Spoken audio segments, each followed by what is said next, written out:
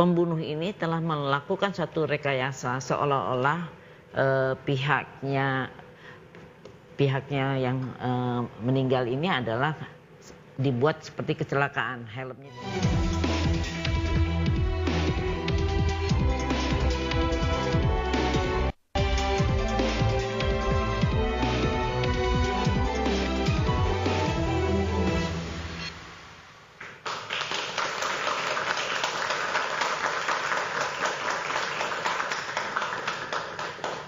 Pemirsa, sepekan ini kasus kematian Vina banyak kejutan dan cerita baru. Kemunculan Dede, saksi kunci kasus Vina yang mengaku peran Ibtu Rudiana dalam kesaksiannya. Serta Saka Tatal terpidana bebas kasus Vina yang telah menjalani sidang perdana peninjauan kembali dengan membawa 10 novum atau bukti baru. Apakah PK Saka Tatal serta kesaksian terbaru Dede akan membawa angin segar untuk 7 terpidana? Bersama saya Anisha Dasuki, inilah interupsi PK Saka, saksi bebas, kunci bebas 7 terpidana.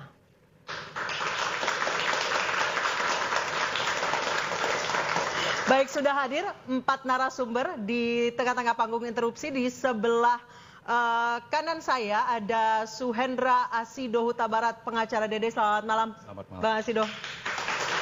Kemudian ada Edwin Partogi Pasaribu, pengacara Saka Tatal. Selamat malam, Bang Edwin. Selamat malam, Mbak Anissa. Di sebelah kiri saya ada Frederick Yunadi, praktisi hukum. Selamat malam, Pak Frederick. Selamat malam semuanya, selamat malam. Dan ada Ibu Elsa Syarif, pengacara Ibtu Rudiana. Selamat malam. Selamat malam. Bu Elsa. Assalamualaikum warahmatullahi wabarakatuh. Baik, pemirsa, ayah almarhum Eki, Ibtu Rudiana, ini menjadi orang yang paling dicari-cari setelah kasus ini kembali mencuat setelah vakum selama 8 tahun. Ini apalagi belakangan ada kabar dugaan penganiayaan, kemudian adanya saksi yang diarahkan oleh Ibtu Rudiana, menjadikan Ibtu Rudiana ini orang yang paling dicari-cari, apalagi selama sepekan terakhir.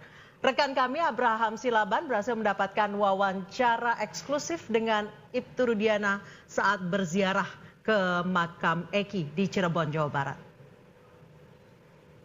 Kita sambil bercakap-cakap ya Pak, sambil duduk di sini bisa ya Pak ya? Ya. Oke. Bicara soal sakit hati, bicara kami lihat juga raut kesedihan dari Pak Rudiana. 8 tahun berlalu, masih tetap ingat Eki Pak? Karena Eki anak kami tentunya sampai kapan saya tidak akan pernah melupakannya. Kedekatannya, kemudian anak manjanya, solehnya, itu nggak bisa saya lupakan. Apa yang Bapak nggak mungkin lupakan dari sosok Eki? Dia anak yang berani, anak yang berani dan sangat memahami orang tua. Pak Rudiana, kalau Bapak sebegitu cintanya kepada Eki dan sampai kemudian Bapak menyebutkan masih memendam kepedihan selama 8 tahun lamanya, publik bertanya-tanya, ada 3 nama yang disebutkan belum diketemukan dan lain sebagainya.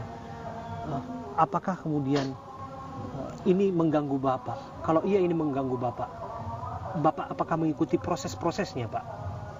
Baik, kaitan dengan 3 nama tentunya itu saya serahkan kepada para penyidik. Saya percaya penyidik, silakan mereka yang menegakkan hukum. Gitu ya Pak. Bapak merindukan keadilan untuk anak Bapak? Saya rindu keadilan. Saya berjuang untuk mencari keadilan. Saya sudah melihat potongan video yang sebelumnya ketika Bapak muncul ke publik pertama kali, yang Bapak menyebutkan bahwa jangan menambah kegusaran hati, jangan menambah kesedihan dan lain sebagainya, karena prinsipnya masih ada upaya untuk mencari orang yang bertanggung jawab di balik kematian Vina dan Eki, anak Bapak. Apa yang Bapak maksud tentang itu? Artinya selama ini para penyidik terus berupaya, terus berusaha tentunya untuk menuntaskan apa yang selama ini menjadi bahan omongan. Dan setelah itu kami begitu kesulitan untuk berkomunikasi dengan Pak Rudiana. Yang kami tangkap, Pak Rudiana minta waktu tenang dulu. Dan sekali lagi saya sebagai seorang jurnalis yang selalu menghargai privasi dan hak narasumber, saya melakukan itu dan membiarkan Bapak tenang dulu. Sekalipun jalinan komunikasi terus kami lakukan Pak. Sampai pada akhirnya Bapak bicara sekarang Pak. Nah, setelah kemudian kasusnya semakin lama, melebar kemana-mana dan lain sebagainya. Kenapa begitu sulit Pak untuk pada akhirnya menemui Pak Rudiana? Baik, tentunya yang pertama saya mohon maaf kepada seluruh warga negara Indonesia karena selama ini saya tidak pernah muncul di media. Tentunya karena apa? Saya seorang anggota polisi aktif, yang mana saya taat pada aturan-aturan serta kode etik. Sekalipun sesungguhnya Bapak tidak menutup diri. Saya tidak menutup diri karena segala macam bentuk kegiatan sebagai Kapolsek, tentunya sebagai pelayan masyarakat saya tetap lakukan. Oke. Tugas Bapak tetap Bapak lakukan. Betul. Ya, Pak ya. Kami mohon maaf sebelumnya Pak, karena upaya saya untuk mencari Pak Rudiana kan Bapak tentu juga perhatikan Pak. Ya. Saya datang ke Polsek Kapetaka, Pak disebutkan Bapak ada giat di Polres dan sebagainya. Terus juga ada upaya yang terus kami lakukan dan lain sebagainya. Ini bukan berarti untuk menutupi sesuatu Pak. Dalam ini saya sama sekali tidak ada tutup-tutupi, namun seperti saya sampaikan tadi, saya sebagai anggota polisi aktif tentunya harus tetap saya mentaati aturan-aturan yang ada. Ya. Pak Rudiana, kalau sekarang kan kasusnya sudah melebar dan lain sebagainya, Bapak tentu juga ikuti ya Pak ya, banyak hal dan sebagainya. Saya sudah nyekar nih Pak ke makamnya Vina. Dan ini saya nyekar ke makamnya Eki bersama Pak Rudiana. Saya nyekar bersama abahnya Vina, malah makin kesini Pak, disebutkan bahwa yang terjadi ini bukanlah pembunuhan. Bapak pasti mendengar itu juga. Bahkan upaya perjuangan keadilan untuk adanya dugaan salah tangkap para terpidana dan sebagainya terus dilakukan oleh penasihat hukum, bahkan elemen masyarakat yang melakukan dukungan dan support ke sana. Bapak mau bicara apa soal ini? Kaitan dengan perkara mungkin akan saya serahkan Bang Peter sebagai pengira. Pemirsa, meskipun hari ini membahas soal PK Sakatatal dan kemungkinan bebasnya 7 terpidana lain, tapi karena tadi rekan kami Abraham Silaban berhasil mewawancara Ibtu Rudiana yang telah dicari-cari selama beberapa bulan terakhir, saya ke Bu Elsa. Banyak tuduhan ke klien Anda, Bu Elsa, penyiksaan, kemudian pengarahan saksi. Bahkan saksi Dede mengaku diarahkan oleh Ibtu Rudiana. Bagaimana Anda dan juga klien Anda menanggapinya? Tentunya dibantah secara tegas ya, tidak ada itu. Dan klien saya itu adalah hanya sebagai pelapor dan sebagai anggota polisi aktif, memang mengetahui melakukan suatu pengamanan kepada 8 orang setelah mendapat informasi dari Aib dan Dede yang kemudian diserahkan kepada Kasat Serse di Polres Cirebon. Dan dari hal itu waktu sebagai pelapor dia juga disampaikan oleh penyidik ya bagaimana peristiwanya sehingga dia menjadi pelapor, dan itu hanya 3 hari di Polres Cirebon. Ya kan buat laporan tanggal 31 Agustus dan tanggal 3 September itu sudah ditarik. Bu Elsa, Aib dan Dede yang lapor atau Ibtu Rudiana yang mencari saksi? Apanya? Aib dan Dede yang melapor langsung ke Ibtu Rudiana atau Ibtu Rudiana yang mencari saksi mata? Bukan, pada waktu itu tanggal 31 itu setelah melihat katanya kecelakaan dan sudah dikubur ya, dan melihat barang buktinya, motornya bagus, utuh, cuma berat sedikit aja, helmnya masih utuh, tidak ada kerusakan, dan handphone juga utuh, sehingga sebagai seorang penyidik saya jadi berpikir ini kok kayak begini, sedangkan dia melihat jenazah anaknya tuh hancur. Kemudian terakhir pengakuan dari Dede, menanggapinya seperti apa Bu Elsa?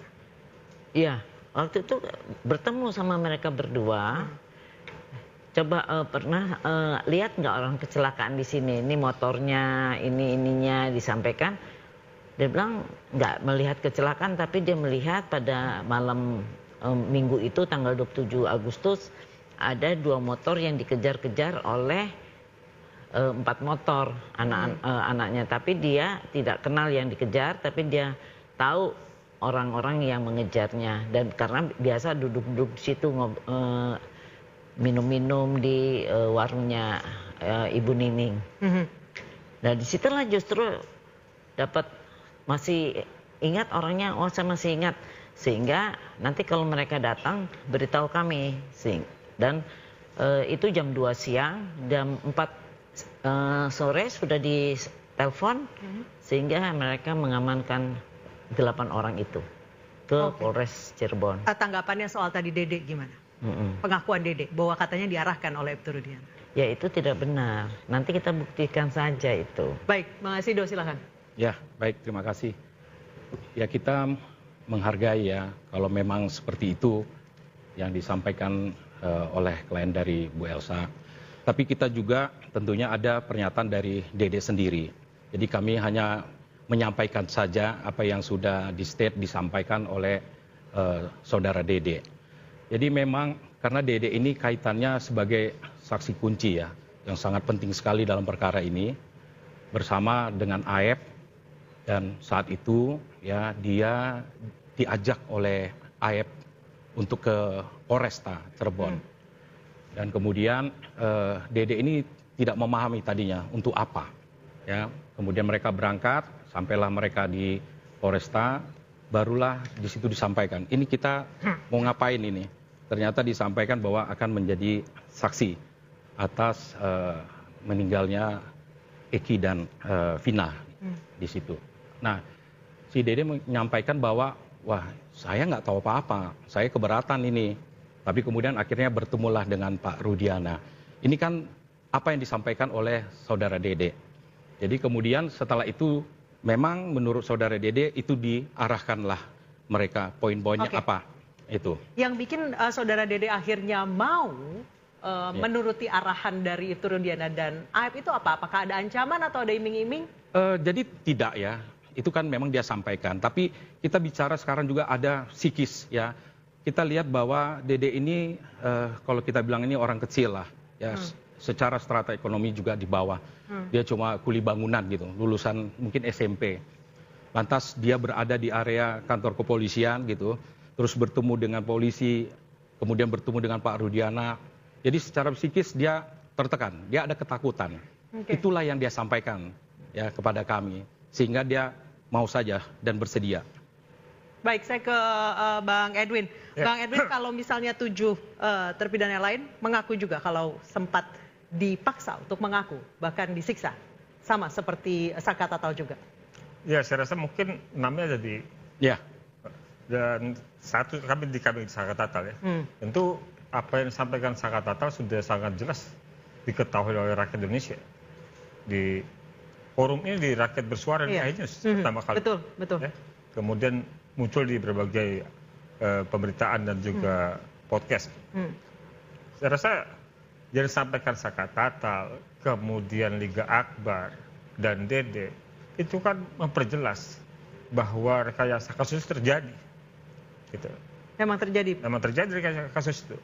Jadi kalau seandainya suatu peristiwa kecelakaan berubah menjadi peristiwa pidana, itu bukan suatu hal yang luar biasa, tidak. Bisa saja kecelakaan itu memang direkayasa, sebenarnya tidak pidana, ya, direkayasa supaya nampak kecelakaan. Tetapi yang terjadi di sini sebenarnya sama sekali tidak ada peristiwa itu. Tidak ada rekayasa kecelakaan juga, sama sekali tidak ada.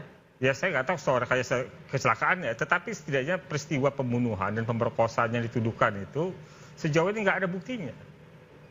Jadi nggak ada bukti. Berarti murni kecelakaan, Bang Edwin. Kalau kita bilang film Pina itu bisa fiksi, tapi nggak boleh pada perkara pidana. Pada perkara pidana nggak boleh fiksi. Pak Rudiana kehilangan Eki, anak kesayangannya, ya sudah 8 tahun. Tapi bagaimana dengan mereka yang 8 tahun kehilangan kebebasannya? Kalau ini rekayasa kasus, kalau ini peradilan sesat. Baik, jadi Anda memang bersikukuh bahwa ini murni kecelakaan dan pembunuhan dan pemerkosaan adalah sebuah rekayasa. Fiktif, nggak ada. Fiktif tidak ada? Tidak ada. Kalau ada yang punya bukti tunjukkan, bukti mana? Baik, silakan Bu Elsa. Ya, jelas ini adalah kasus pembunuhan, ya, di mana perlu kita tahu memang ada sudah tim eksistensi dari Mabes Polri, Irwasum, Propam turun ke Polda Jabar. Di tahun 2016 ya, itu? sudah mulai melakukan Atau baru sekarang? pemeriksaan. Dan kemudian memang ada suatu kesalahan informasi karena pembunuh ini telah melakukan satu rekayasa seolah-olah pihaknya yang meninggal ini adalah dibuat seperti kecelakaan, helmnya dipakai dan segala rupa ya. Nah tapi helmnya nggak pecah gitu loh. Terus kemudian handphone, motornya, nah itu yang menjadi penelitian. Pada waktu dibilang kecelakaan langsung dimandikan dan dikubur ya. Nah tentunya setelah dari pengolahan itu di Polda Jabar ini pembunuhan kan 9 hari kemudian kan dibongkar kembali. Ya. Nah hal-hal yang misalnya tubuh itu dari visumnya itu kan sudah membengkak 9 hari. Terus dia tuh misalnya ada spermanya pun sudah membusuk dan segala rupa. Jadi karena itu tidak bisa dinyatakan demikian. Tetapi kita kan bisa lihat bahwa dari podcast ya, pertanyaan interview dari Pak Deddy Mulyadi kepada pemandi mayat terhadap almarhumah Vina, ditanya apakah ini pembunuhan atau kecelakaan, jawabnya ini pembunuhan. Baik, ini ada 2 versi yang masing-masing punya bukti dan saksi kuatnya masing-masing. Saya akan bertanya nanti ke Pak Frederick, sebenarnya ini fiksi atau benar ada pembunuhan dan pemerkosaan, atau ternyata setelah 8 tahun baru diketahui ini adalah kecelakaan murni. Usai jeda tetap diinterupsi.